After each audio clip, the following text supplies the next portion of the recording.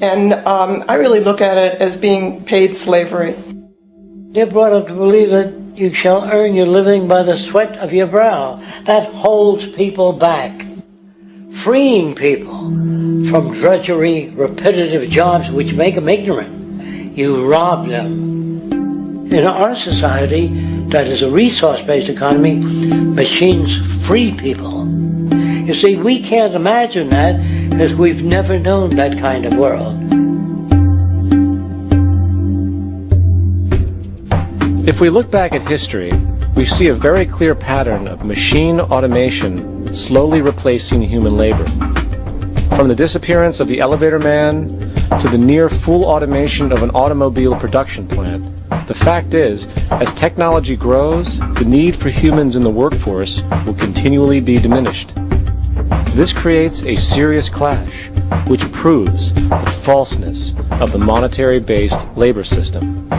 For human employment is in direct competition with technological development. Therefore, given the fundamental priority of profit by industry, people through time will be continually laid off and replaced by machine. When industry takes on a machine, instead of shortening the workday, they downsize. You lose your job, so you have a right to fear machines. In a high-technology, resource-based economy, it is conservative to say that about 90% of all current occupations could be phased out by machines, freeing humans to live their life without servitude, for this is the point of technology itself. And through time, with nanotechnology and other highly advanced forms of science, it is not far-fetched to see how even complex medical procedures could be performed by machines as well, and based on the pattern, with much higher success rates than humans get today. The path is clear, but our monetary-based structure, which requires labor for income, blocks this progress. For humans need jobs in order to survive. The bottom line is that this system must go, or we will never be free, and technology will be constantly paralyzed. When you have machines that clean out sewers, it frees a human being from doing that. So look at machines as extensions of human performance. Furthermore, many occupations today will have simply no basis to exist in a resource-based economy, such as anything associated with the management of money, advertising, along with the legal system itself. For without money, a great majority of the crimes that are committed today would never occur.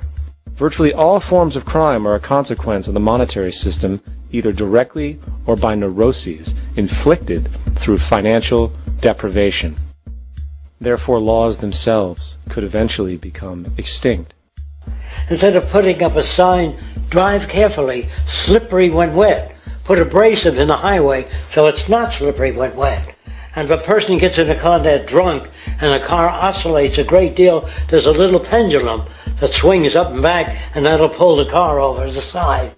Not a law solution. Put sonar and radar in automobiles so they can't hit one another. Man-made laws are attempts to deal with occurring problems, and not knowing how to solve them, they make a law. In the United States, the most privatized, capitalist country on the planet, it should come as no surprise that it also has the largest prison population in the world, growing every year. Statistically, most of these people are uneducated and come from poor, deprived societies. And, contrary to propaganda, it is this environmental conditioning which lures them into criminal and violent behavior. However, society looks the other way in regard to this point. The legal and prison systems are just more examples of how our society avoids examining the root causes of behavior. Billions are spent each year on prisons and police, while only a fraction is spent on programs for poverty, which is one of the most fundamental variables responsible for crime to begin with. And as long as we have an economic system which prefers and in fact creates scarcity and deprivation, crime will never go away.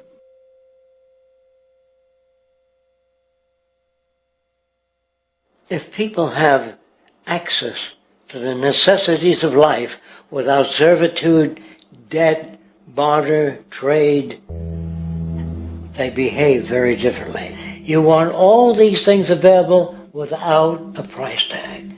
Now then, you gotta have a price tag. Well, what'll motivate people? Man gets everything he wants, he just lay around in the sun. This is the myth they perpetuate. People in our culture are trained to believe that the monetary system produces incentive. If they have access to things, why should they want to do anything? They will lose their incentive. That's what you're taught to support the monetary system. When you take money out of the scenario, there would be different incentives, very different incentives. When people have access to the necessities of life, their incentives change. What about the moon and the stars? New incentives arise. If you make a painting that you enjoy, you will enjoy giving it to other people, not selling it.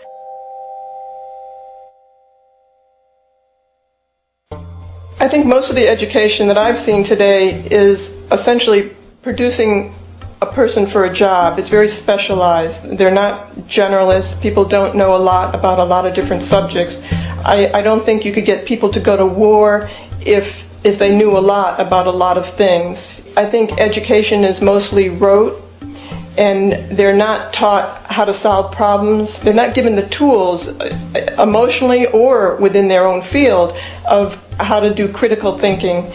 A resource-based economy, the education would be very different. Our society's major concern is mental development and to motivate each person to their highest potential. Because our philosophy is the smarter people are, the richer the world, because everybody becomes a contributor. The smarter your kids are, the better my life will be, because they'll be contributing more constructively to the environment and to my life, because everything that we devise within a resource-based economy would be applied to society. There would be nothing to hold it back. Patriotism, weapons, armies, navies, all that is a sign that we're not civilized yet.